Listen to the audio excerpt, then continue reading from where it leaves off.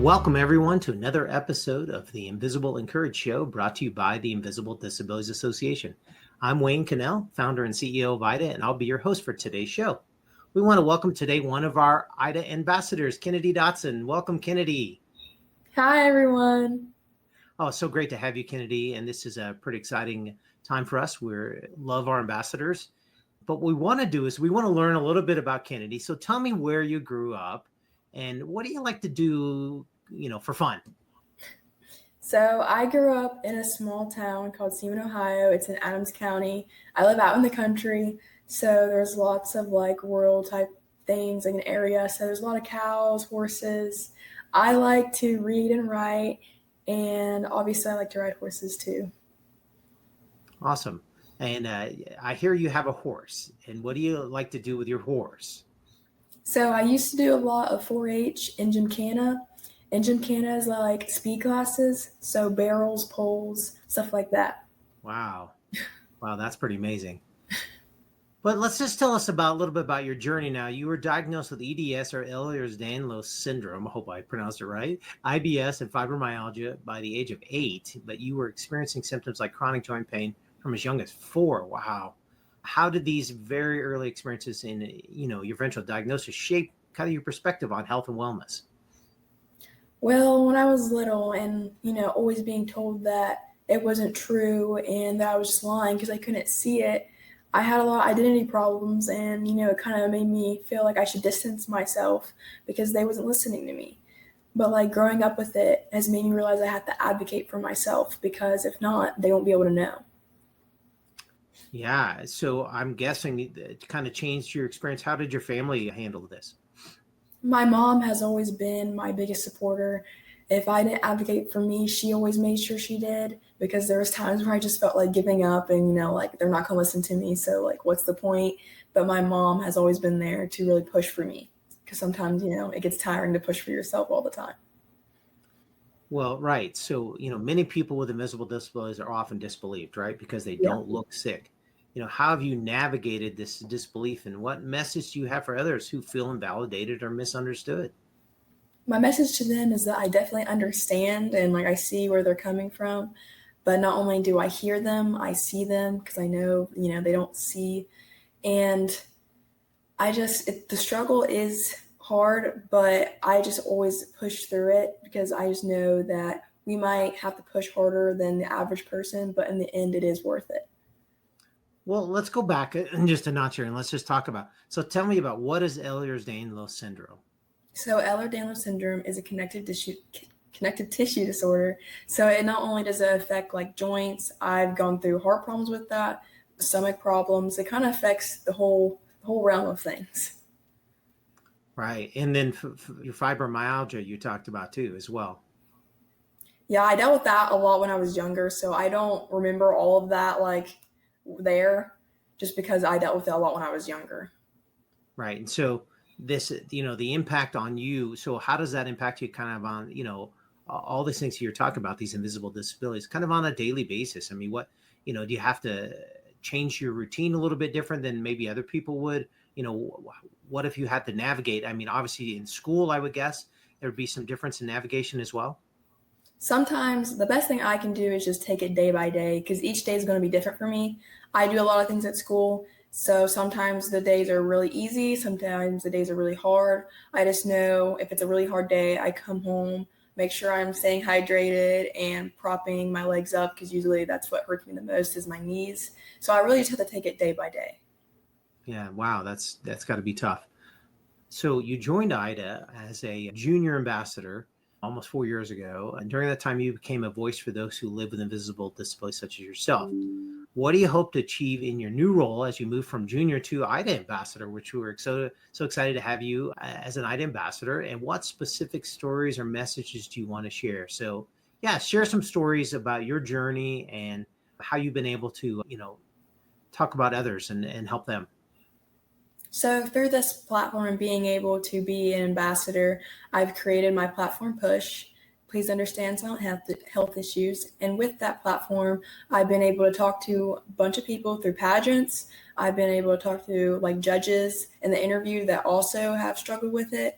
or I've just been able to talk to a group of girls to be able to advocate for them if, if they're going through it, or maybe just educate them because most people don't know what that is. I just want to continue to do that. So that's definitely one of my goals I want to achieve, is to make sure more people are being heard and seen, and that not only am I advocating, but I'm continuing to educate others. Right. So you talked about in the pageantry world. So tell us a little bit about that journey for you. So I started pageants around 5 years old, and I've done locally, I've done, state, and then I've done nationally. So I've been around the block with pageants.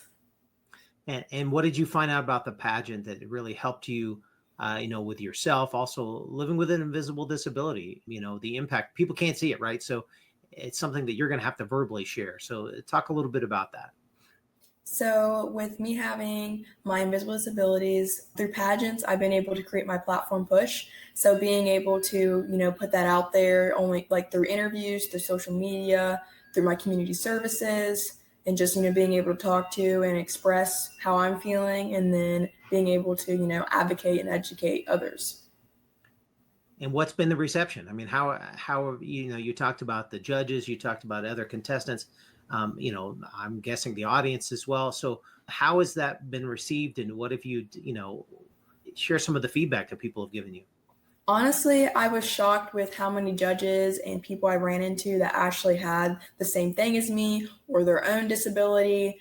I was just amazed that, I just feel like, because I'm such a small town, that not everyone has it. So I just feel wow, I'm not the only one.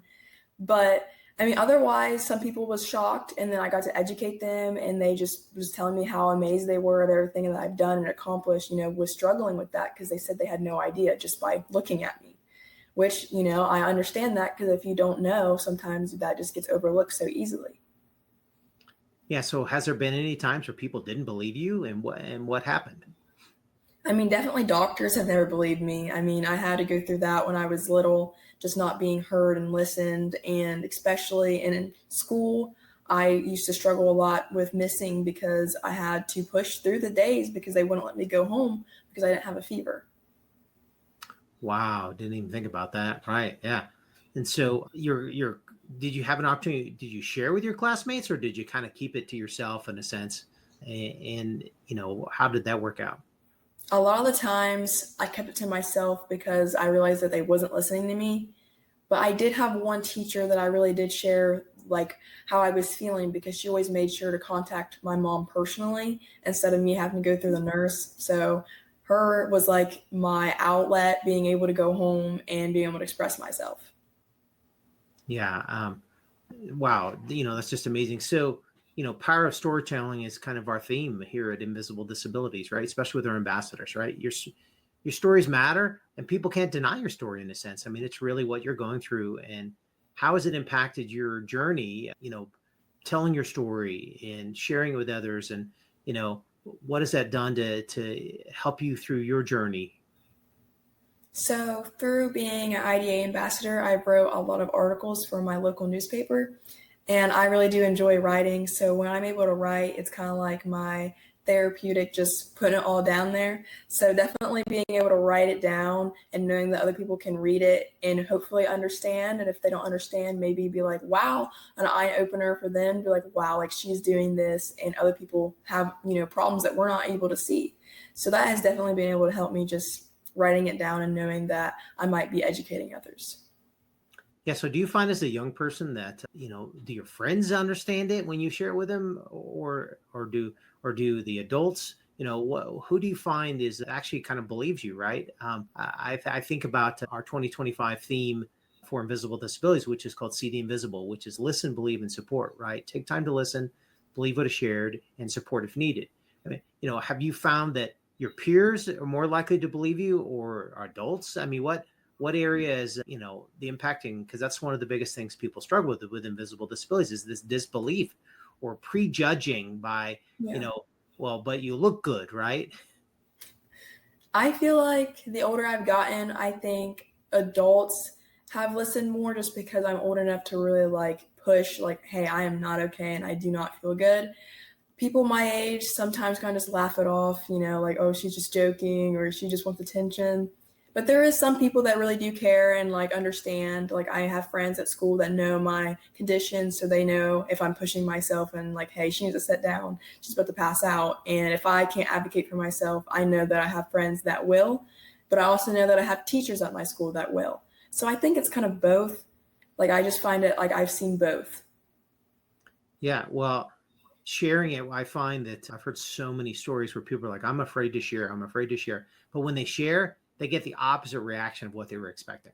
Yeah. Like then people are like, wow, you're being honest with what you're going through. I thought you were just kind of being lazy or just kind of, but when they find out the truth, it's very helpful. So sharing your story and the impact, even the ability for us to talk about this today, right?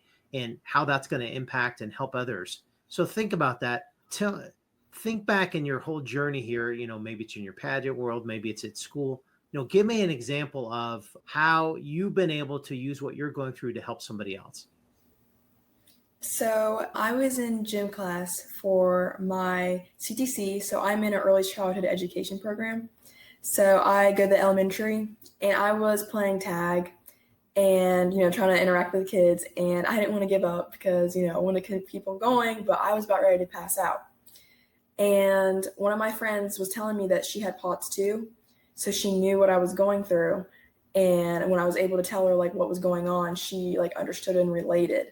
And when we was able to tell the teacher, she felt more comfortable talking about it because, I was right there and giving off symptoms. So when she could explain it, she had a visual, to be able to explain it. Right. Okay. So you brought up the word POTS. Okay. We need to know, what is POTS? So POTS, when I explain it, I just say, because it's kind of hard to understand.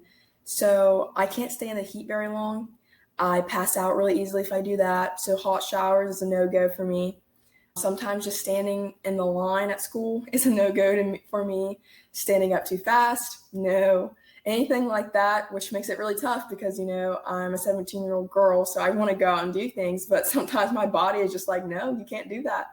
So I just have to know to be able to sit down when I need to and be able to take a break.